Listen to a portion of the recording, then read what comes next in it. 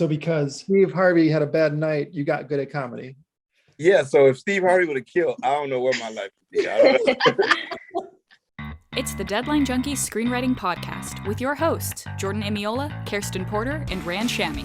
Our guest today is Malik S, screenwriter on The Neighborhood and #BlackAF. He's also an actor and a stand-up. Welcome, Malik. Glad to be here, man. Thanks for having me. We are happy to have you. Yeah. So, we want to start off by getting to know you a little bit and what brought you to the comedy world and how long have you been interested in that? I've been doing comedy, 20 years now? Just kind of happened. Just one of those things. You try it out and see where it goes. I didn't have no idea where it would go, but I knew I wanted to try it and just get it out the way so I wouldn't be like shoulda, coulda, woulda. Yeah. Yeah. What was it that even got you interested in doing comedy in the first place? Like a friend or somebody told you you were funny at work and you were like, I gotta go do stand-up.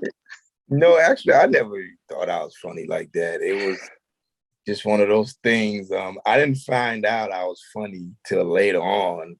When I got out of school, everybody was like, oh, you was always funny. I'm like, for real? I was? I remember that. But, when you in it, I guess you don't know. You just kicking it with your friends. You're just talking trash and whatnot. I started doing comedy after I saw The Kings of Comedy with it was Steve Harvey, D.L. Hughley, Cedric the Entertainer. Bernie Mac, yeah, man. So it was crazy because the way it happened was me and my friend, we went down to go see the show. And we didn't even have no tickets. We was just bored. It was like, let's go down there, check out the show. So we down there, got some tickets from a scalper, and we went in. We had a good time, and then we watching the show. Cedric came out, did his thing. Bernie Mac came out, did his thing. This is the time when Steve was headlining it, and it was just one of those nights. Every comedian has a bad night, and Steve just wasn't on it that night like that. He was doing his thing, but it just wasn't like, it wasn't the same energy as the two guys before him. And my friend was like, man, you funnier than that dude. He was like, man, you should try it. I was like, what? He's like, man, you could be that funny. And the arena's packed. So I'm just like, yo, And he's like, I'm going to the Army. Because at this time, we're not doing nothing with our lives. We just got to working odd jobs. He's like, I'm going to join the Army. I was like, what? He was like, yeah, man, I'm not doing nothing. I'm going to join the Army. I'm going to try to play football. Because he used to play football in high school, but then he messed up his grades, so he couldn't play his senior year. So he had this dream that he would go to the Army and play football. And he's like, man, I think I'm going to go play football in the Army. I said, well, if you join the Army, I'm going to try it. And he retires from the Army in 2 years. So, and I tried it. And you kept going. Yeah, we both kept going. He's gonna retire in 2 years. He's actually would be eligible to retire now, but for 2 years he did reserve, so those 2 years didn't count. So now he'll be retired. He'll do his full 22, 23 years, and I've been doing comedy. So yeah, kind of like that night we both changed our lives. So because Steve Harvey had a bad night, you got good at comedy. Yeah, so if Steve Harvey would have killed, I don't know where my life would be. I don't know. Yeah. Which do you think is easier, military or stand-up? I'm gonna do stand-up. I'm not doing. So how did that world lead to you acting and writing eventually? So crazy enough, as I went to go see Cedric and D.L. Hughley and Bernie, the Kings, first comedy show I ever seen in my life. I didn't even know you guys do comedy for a living. I thought just people did it on TV and that was it. I didn't know they had actual comedy clubs that weekly. So I started doing comedy locally around town, started making a buzz. And this promoter, there was a homecoming at FIU, and D.L. Hughley was the headliner. They needed an opener for D.L. So I got booked to be the opener. I go do the show, and D.L. saw me, and he was like, yo, you funny, man. You want to go on the road with me? I was like, what? So I started going on the road with D.L. Hughley. Then I'm in Cleveland with him one weekend. And Cedric is in town. Cedric comes to see him to say hi and walks in the club. As I'm on stage, he sees me. He goes to DL. He's like, yo, who's that dude? I was like, that's my new opener. He's like, man, you might like this one too. So that's how I started working with Cedric. And then that led to him getting TV shows. He was just like, yo, man, I think you would be funny in the writer's room. And I was like, what? Man, I don't know nothing about writing. He's like, man, don't worry about it. Just go in there and be funny. You'll learn it. And then here we are. Wow, that's awesome. That's quite the right place and the right time. Yeah, man, it's just one of those things. That's why I always tell people, if you have a will, don't worry about the how. It'll present itself. Just do it. And all the opportunities will present themselves. Yeah. You already answered our first question too about the neighborhood. We had like, how did you get in the neighborhood? But now you kind of already answered it. Yeah, that's how I got to the neighborhood. Yeah. How did that process go of basically jumping into writing without the knowledge? Like, did you just start reading a bunch of books about it, or reading a bunch of scripts? Like, how did you learn how to do it? Basically, it feels like on the fly. That would be what I would tell my kids. That would be what you should have done. But no, I didn't do none of that. I just walked in that room, didn't know a damn thing. And I just kind of like found my spots, and I just keep my head down. I was quiet, and I was watching, and I was learning. So I was fortunate enough to learn on the job, like, because you can't go to school for writing. You can go to school for anything. But once you get to work, it's all that stuff you learn in school is kind of like, oh, none of this stuff applies. So I was able, because I was funny, and I was able to find my spots to pitch my jokes, and be like, oh, this would be funny if he said that. So little by little, got a little more confident. You start learning how to write jokes for TV instead of stand-up, because it's two different things. So you learn how to do dialogue jokes instead of monologue jokes. So I just watch and I learn, and I'm still learning. I mean, it's always new things to learn, new ways. So I'm still learning, but yeah, I just went in there and kind of leaned to some people that I felt like that would talk to me and take the time out to understand my situation. That, yeah, I'm just the comedian. I don't know nothing about this, and I know you guys probably like, how the hell he here? But I showed them that I was a bonus. I was a plus. I was beneficial to them. Yeah. I was like, and you act on the show too is Trey, which is awesome. Yeah, that's that's another thing where people think I'm a writer on the show, and then I wrote that part for me, which is total opposite of that. That Trey part, I actually auditioned for it when the pilot was announced.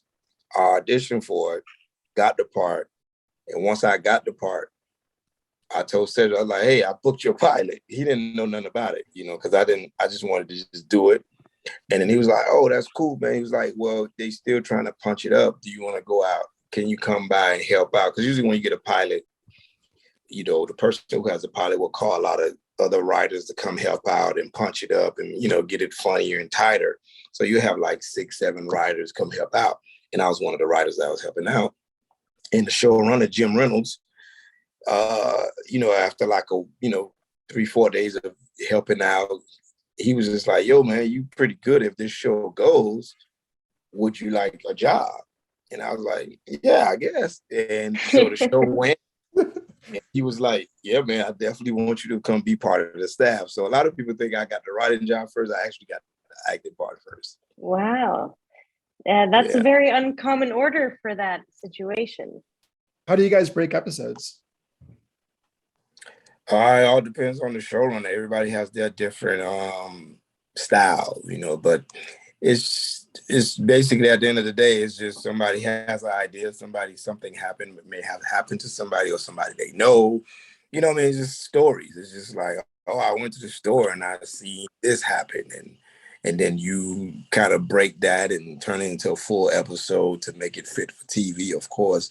And you just try to fabricate some of the other stuff to make it, make sense, because you got different characters. So, because most of the time something can happen to one person, but then you got to get everybody else in the mix.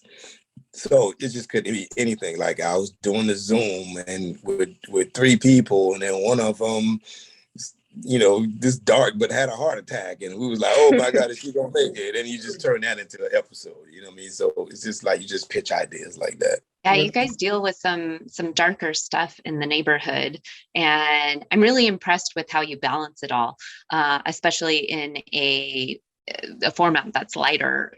Like a sitcom is a lighter format to me, and so I was wondering how do you do that? How do you approach heavy topics? Also, there's like racism in there, but keeping it light. Yeah, I mean, because you gotta.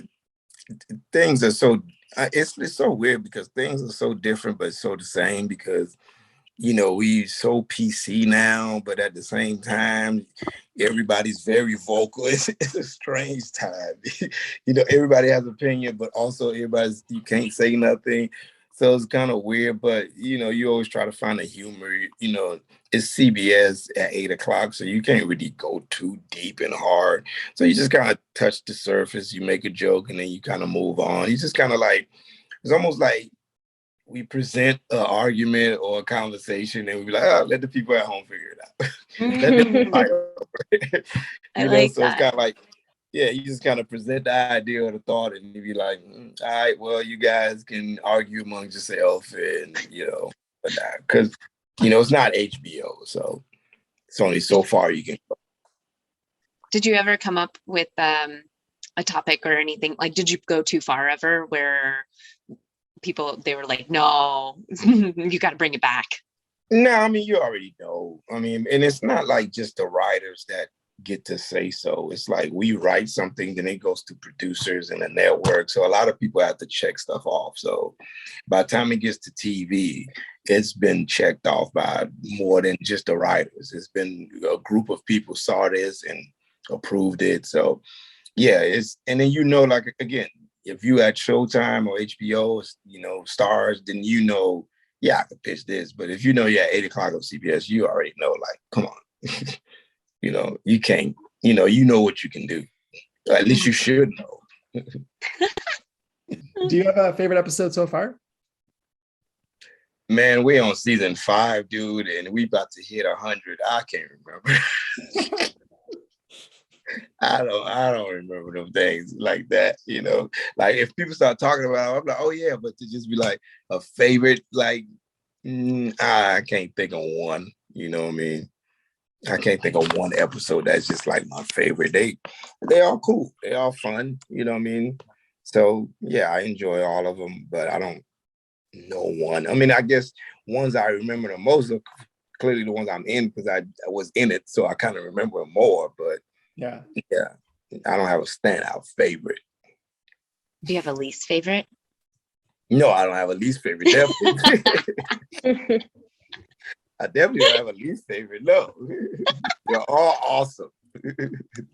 Did you ever mess up in writing or acting that you're like, ugh, next time I won't do that?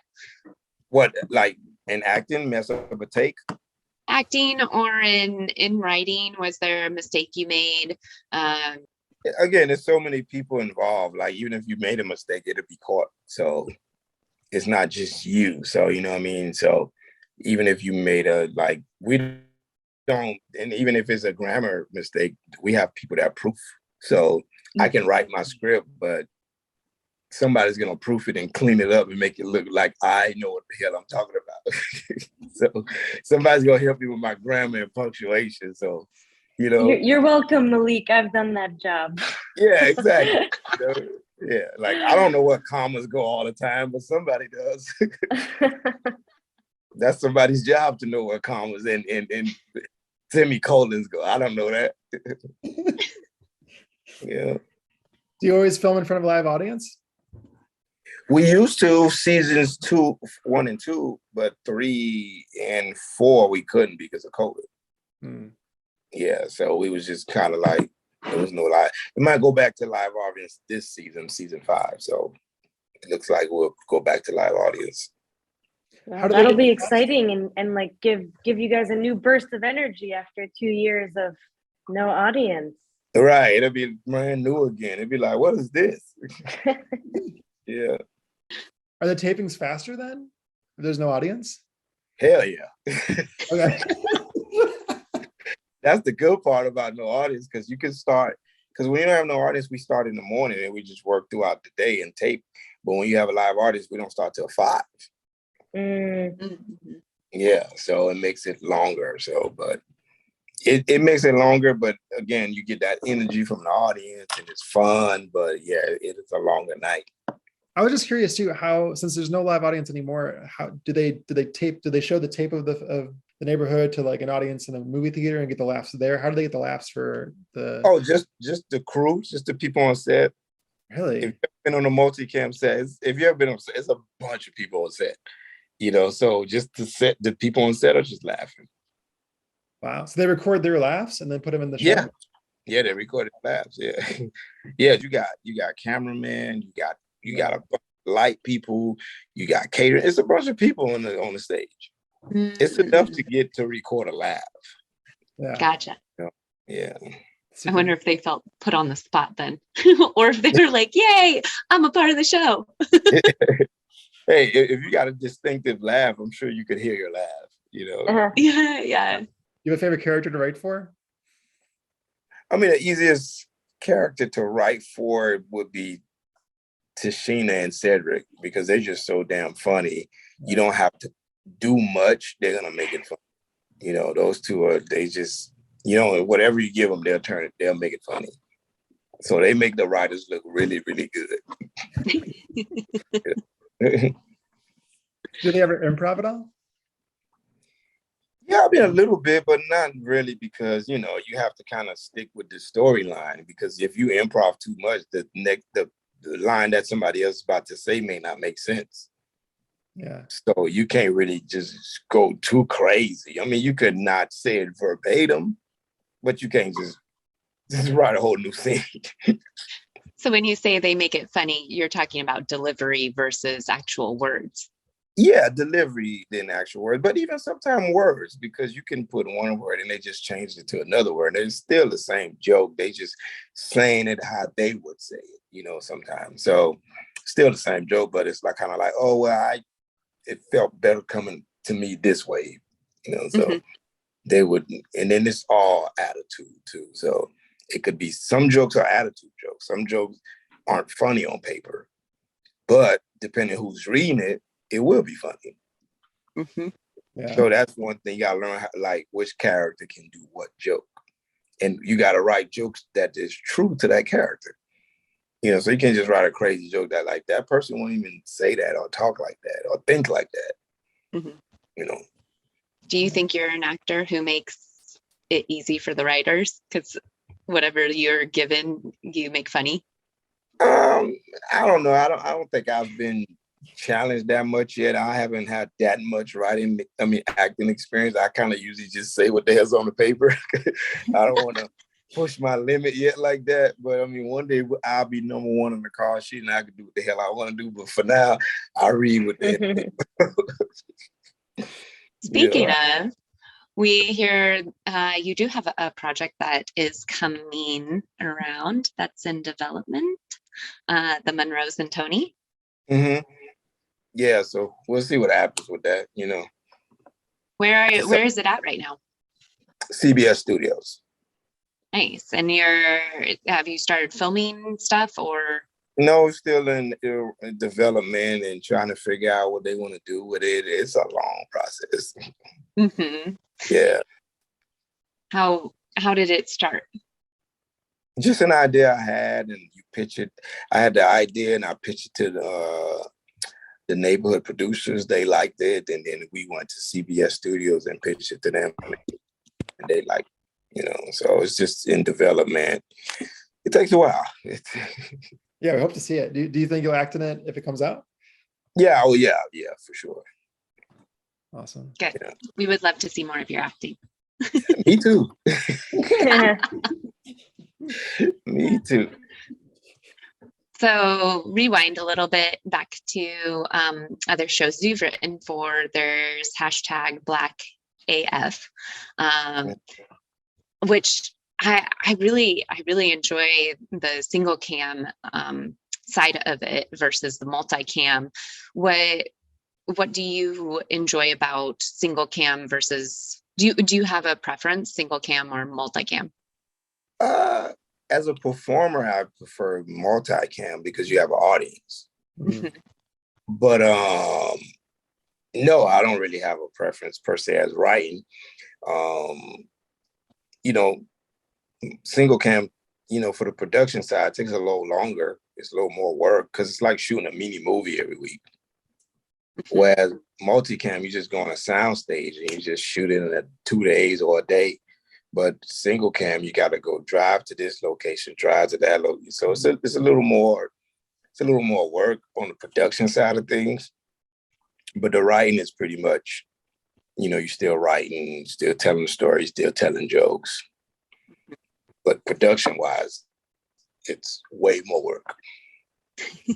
When you write a multicam, do you kind of always know, like, okay, I got to stay in this house and that house, and if I have a new location, I got to think about that production. Do you always think about locations when you're writing multicam? Yeah, you always got to think about locations and how big is your stage. Do we want to build the set? Because you don't want to build a set for one scene. So every time you're writing it, you want to write in sets that you already have. Well, we build sets all the time, but you got to make the most of it. You don't want to build a set just for a 2 minute or 1 minute scene. So it's kind of like, well, let's just move that here. Let's try to figure out, or let's not do it like this because it doesn't make sense to build a set for a minute.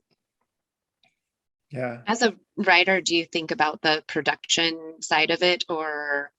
No, you think about the production a little bit, but sometimes we just write and we're like, well, that's their job. They got to figure that out. But you do think about, like, we're not going to say you blow up a car or stuff like that. You know what I mean? Like, Yeah. So you do think about something, you do think about what can we actually really do? You know what I mean? Like, so some of the stuff you can't do. So it's like, yeah, it's not that show. So that's what single cam, you can go broad and be like, and he jumps in the aquarium pool because you can go to an aquarium and do that, where, you probably could build a little small thing on a sound stage and act like it's a big pool, but that's a lot, so sometimes you be like, let's not even go through all that. Mm-hmm. So yeah, you're mindful of your sets and what you can and can't do. So a question our friend Samara had, who's part of the Deadline Junkies community, is how involved are the actors in the process? I mean, the most involved is clearly Cedric because he's the executive producer. Yeah. Max gets involved a little bit, but if any actor has any issues with a line, yeah, everybody's free to come to the showrunners and be like, hey, I'm not really feeling this, or they'll go to Cedric first, and Cedric will relay it. And then it's just easily change it. But, if any, it's try to be mindful and respectful to all the actors. Mm-hmm. I'm just going to say it, Black as Fuck. In Black as Fuck, you have a lot of cut twos to make jokes and to expand on a point. And I love cut twos. I think they're amazing. And so I was wondering, how do you write them well? Yeah, I mean, it's just, it's actually, it's one of those tools. People like them. Some people like, I think general public likes it. I think sometimes writers don't like it, but do you like it? Yeah, I don't mind it. I don't want to do a bunch of them, but yeah, if you do them right, they're funny. It's just got to be sharp. It's just got to be sharp, and if you would hope the audience don't see it coming, but there's nothing new under the sun, so it's kind of hard. If somebody watching enough TV, they can see anything coming. And so Black as Fuck is loosely based on Kenya Barris's life. Mm-hmm. How loosely? Not that loosely. It's pretty much dead on his life. Yeah, pretty dead on. He has all those kids for real. Uh-huh. He doesn't have a kid in theater school or something like that. and pretty much his daughter was dating somebody at USC or UCLA. So it's pretty much, just I think the wife job is different in real life, but pretty much everything is pretty accurate about his life. So would he just come in and be like, here's my life story, we're going to write about it? I mean, I don't know. Yeah, that's between him and Netflix. When I got the job, it was already, this is what we're doing. And like every episode, would it be, this is what happened to me, or just kind of more, it was more input? It was a journey. Everybody has input, but it was a journey. Like, again, like he'll say, this is the story, and you make it, this is what happened, and you turn it into a story. So everybody has input, but it's kind of like, this is what we're trying to get to. So let's fill in the space to get to that. But this is what this is what this episode is about. Now let's make it, fill it up, make it make sense, make it interesting to get to the next episode. But if you watch all the episodes, it's one long journey of his daughter making this documentary and all the things that happen in between that making of the documentary. So yeah, I really love how you guys do confessionals. It's versus like a confessional is just one person. It's kind of this group confessional. I think that's really, really cool. Is that something that he came up with? And yeah, I don't know. That's probably, I would love to take the credit for it, but I don't know. Kenya's he's the man. He's the one that created a bunch of shows. So he's very smart. He knows what he's doing. And like that guy is, if you ever get a chance to work with him, I learned a lot working with him. So what's something you learned from him? Just story development, how he breaks his story, the process he does, how he's very detailed of, he really goes deep into the character's head and what they're thinking and why they're thinking it. So he really goes deep into it, and it works. The shows be good. The shows be interesting. Yeah, that's for sure. I enjoyed it, and I really love Blackish. I haven't watched his other ones, but Blackish is amazing. Yeah. So this one, Black as Fuck, it is a mockumentary style, and it reminds me a lot of Parks and Rec and Curb Your Enthusiasm and Arrested Development. Were any of those inspirations that were like, hey, writers, know that this is an inspiration, go watch it, be inspired? No, I mean, not that I know of. He never told me that, but I'm sure we all been inspired by somebody, So we all take a little bit from everybody. All greats take from other people and put their spin on it and make it their own. So I'm pretty sure he was inspired by somebody, but no, not that. It was never mentioned in the room to watch this and do this. This was like, this is the tone of this show. This is what we're doing. Well, I enjoyed the way it came out. Do you have any general advice that you would give to any up-and-comers in the industry or anyone who's trying to pursue a career really as a successful career person? Well, as far as writing goes? Yeah. Writing, acting, pursuing, just any general advice you might have. Yeah, like I said from the beginning, man, if you have the will, just go for it. The how will present itself. That's just always how I kind of live. I just kind of, I'm going to do this. And if I'm dedicated to it, if I'm good at it, somehow it'll work out. I don't know how I'm going to meet Steven Spielberg, but I feel like somehow maybe he's going to reel me one day. And then as we exchange insurance cards, be like, yeah, I'm an actor. But I feel like if you work hard, if you dedicate yourself, you're going to get a shot.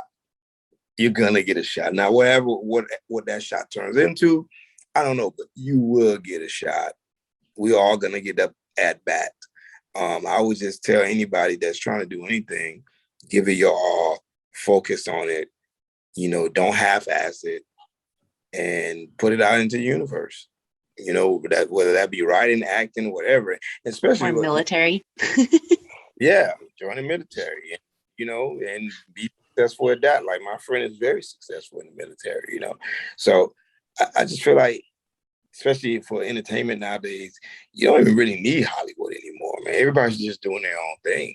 So you don't have to wait for Hollywood to come save you and give you these opportunities. You can create your own opportunities. For sure. Like what you guys are doing right now. We have this podcast. Like, you don't need to be on a radio station.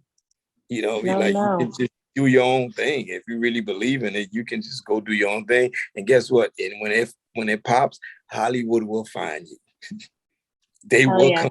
That's They like, will be like, oh, we need a piece of this. That's like the Steve Martin saying that's like, be good enough, they can't ignore you.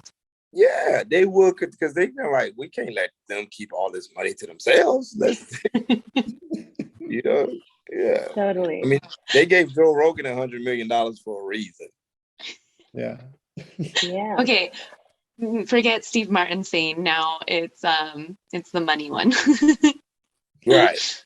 And a question we like to end on with all our guests is, what is your favorite TV show of all time, or something you're watching now? Well, my favorite TV show now, of course, is The Neighborhood, because that's Of what course. pays me. But my favorite TV show of all time would be Martin. Yeah. Yeah, that's what I grew up on when I was in high school, just watching and thinking like, oh my God, this dude is amazing, man. You know, like, and that's when I didn't even know I wanted to be a comedian, but I knew I loved Martin. I knew I would watch Martin, and on that, because he came on Thursday, and on Friday when I would go to school, I would do everything he did on that show. So, Do you feel like watching him and watching that show helped you become the comedian you are today and the writer? I'm sure it did self-consciously. I'm sure it did. I'm sure it influenced me in many ways. Like Martin definitely influenced me. Jamie Foxx influenced me. Cedric the Entertainer, D.L. Hughley, of course. Those two, Cedric and D.L. are closest to me that really influenced me. And just in, you know, just not outside of business, just be manhood, you know. So, yeah, I mean, I was blessed to have a pretty good, you know, I guess, upbringing in the business, you would say. So yeah, I mean, Martin is iconic, and Neighborhood for what we're doing nowadays is pretty big, considering nobody's watching network TV. It's almost like we're doing what Martin numbers, what Neighborhood doing now is what Martin was doing back then. It's like what, you know, back in the day, $1 million was like 20 million now. You would need $20 million if you had $1 million in the 80s. It's like that. Well, Malik, thank you so much for joining us today. We really Thank appreciate you. all your time and all your thoughtful answers and your stories. And I'm sure everyone listening is going to have a blast. Thank you, guys. I appreciate you guys having me, man. Thank you. Subscribe, rate, and review for more episodes. Thanks for watching the Deadline Junkies Screenwriting Podcast.